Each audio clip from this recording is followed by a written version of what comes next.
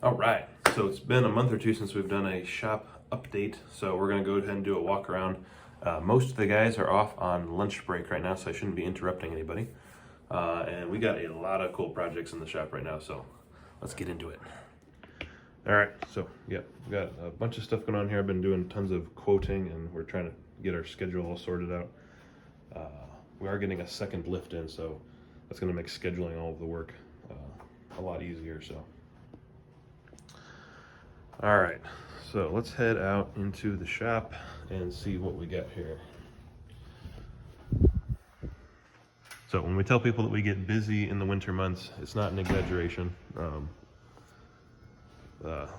think there's one more spot. We can fit one more car in here. So, all right. So again, this room is all just cars that are waiting to either get picked up, or they just came in, or we're out of room in the back, so we're just storing them up here. So.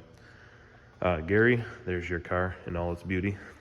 So this one's getting all set up for our autocross series next year. So suspension, wheels, alignment, all the engine maintenance done on it, roll bar, doing graphics kit and a livery on it, just fine tuning all of the details on what that's going to look like before we get started. Because looking good is as important as going fast. So before we spec out all the important parts, we need to know what color it's going to be. This car, we'll show you the engine for this one. This was the most thorough explosion of a motor I've ever seen. So, bone stock 05 with a Rotrex on it, and beautiful carnage, really. So he's getting a built motor, forged internals, all the good stuff, but I'll show you the result of what happens if you overboost a stock motor. Race car is sitting here. That motor is going to be coming out in the next month or so here.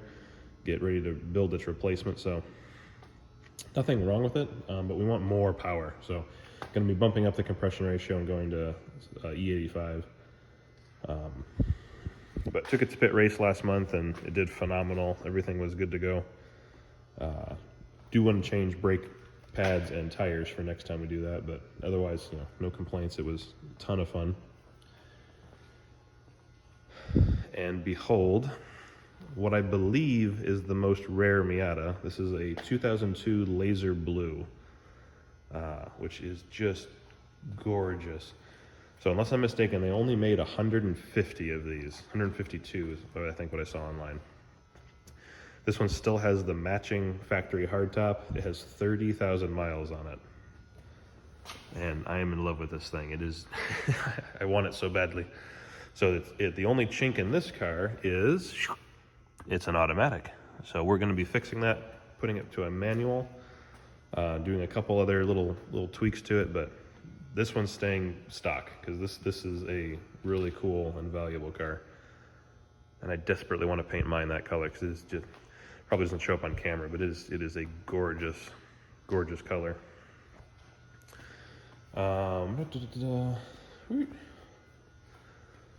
Another 1992 sound system got put in it. This one came in for just some basic maintenance and the sound system upgrade. Had a leaky rear main and the clutch needed to be replaced. So, and look, a tire trailer. This one's actually been on the road for a couple years now. And the guy brought his Miata in for some work and wound up just storing the trailer here while we're doing the work on it. So. Good to see one of those guys come back in. All right. Let's head over to the fab shop.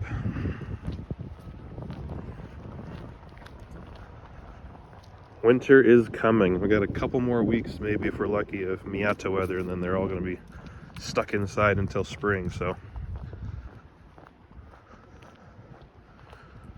this is my brother's father-in-law's car. It got struck by lightning and all of the electronics died on it, so he's been plucking parts out of it to use for his own projects.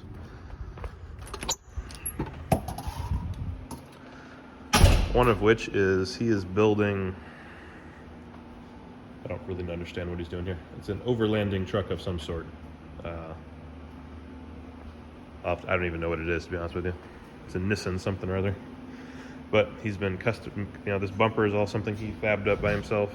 So he really likes doing the off-roading thing. So if anybody's got, wants to get into that market, I'll put you in touch with my brother, because he is full bore. So he's been doing all the suspension work and engine work and the interior, and I don't even know what else is going on in there. A couple of C7 Corvette hitches just got welded, probably still warm. Yes. Ready to go into powder coat.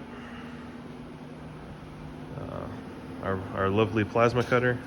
Looks like we got a sheet on there. What is that, 10 gauge? 10 gauge. I have no idea what he's making next. Probably more hitch parts.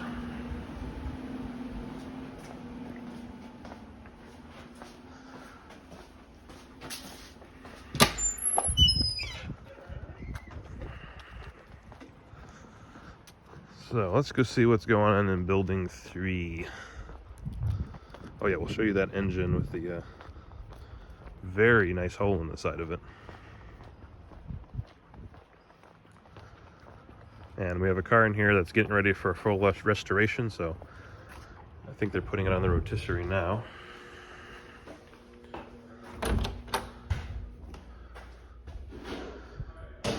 Busy, busy, busy in the engine shop. Andre, here's your motor. Waiting for one more shim to come in, so we're doing shim under buckets on this guy, and every time we have to order these shims, it takes like a week, 1 to 2 weeks for the shims to come in, so that process has been taking way longer than I would like it to. Here is what happens when you have a stock motor and you boost it. Or boost it too much, at least. So there's the connecting rod. It's still attached, but there are no valves left in cylinder 3. They're actually completely gone. There was bits of piston in the intercooler, and this is a supercharged car, so they went back in the intake and all the way through the intake manifold. And you can see daylight where you should not see daylight. Total carnage.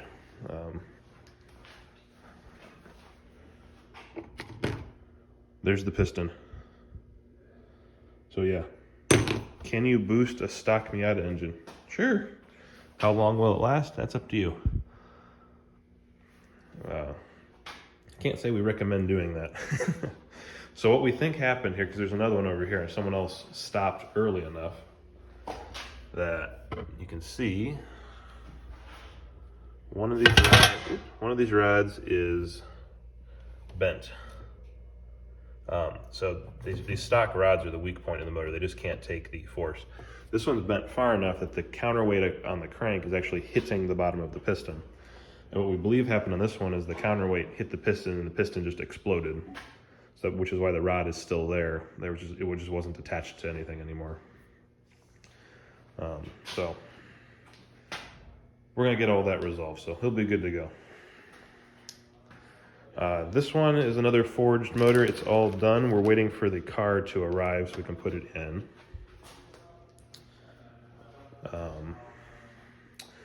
And this is a diff that's in the process of getting rebuilt.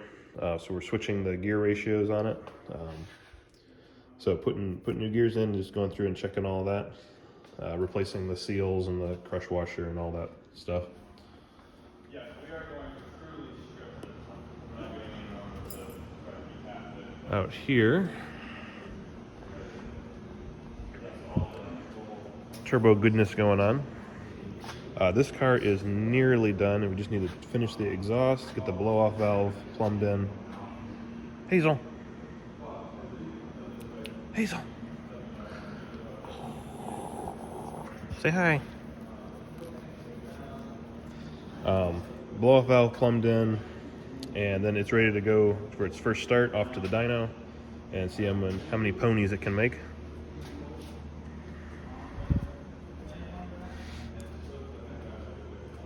This is the Mazda speed that the car with the bent rod came out of, so someone had fiddled with the tune and over boosted it and just put a little too much through it, and the rods couldn't take it. So this one's getting put back to stock.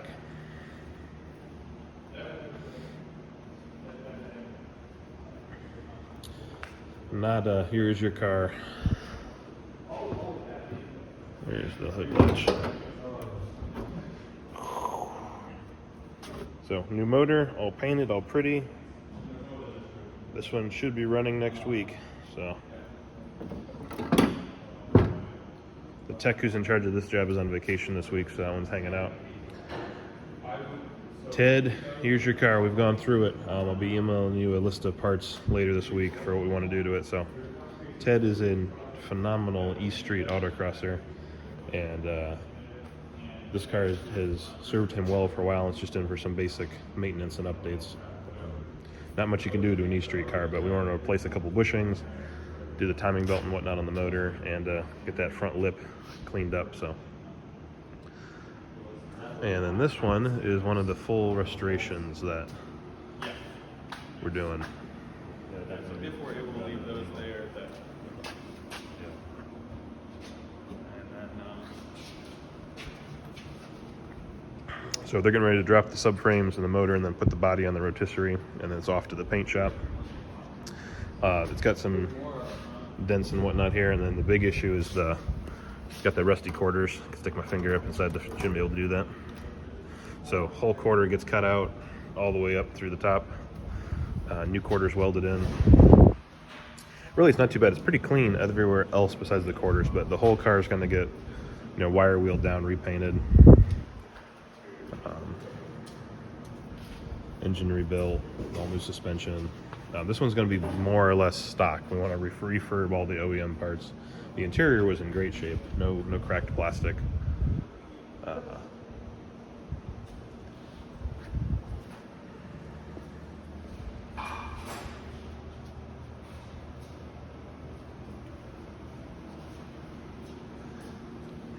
And then this one, it's another Rotrex car. Really do like the Rotrexes. This one we did the same thing. We did a built motor, Rotrex, all that stuff. All was good. When we initially built it, we did no power steering. And after he got to play with it for a little while, he just, because he's doing autocross with it, changed his mind, decided we do want power steering on it. So came back in, put the power steering on it, and we're also doing a tweak on the alignment.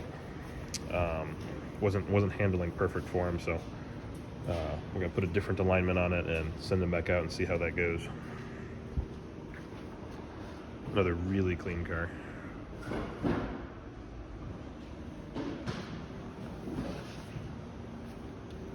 And then the V8 MG is in progress. It looks like it's less built than it was before. So motor is now out. We are waiting on a piece to arrive. I do not remember what piece it is. Motor's sitting over there.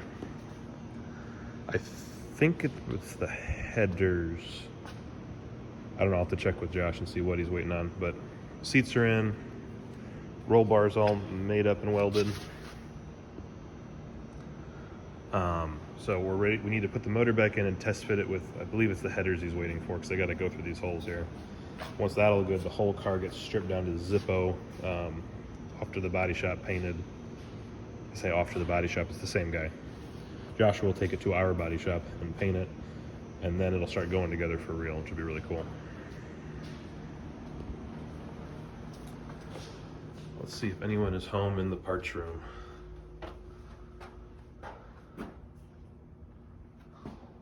Neither Dave nor Buster is here. We'll have to come back and bug them. So, there we go. That's what we got going on this week at Leroy Engineering. Hopefully we'll start doing one of these walkthroughs at least once a month to keep everyone updated on all the cool stuff that's going on. And so that everyone gets a chance to say hello to Hazel.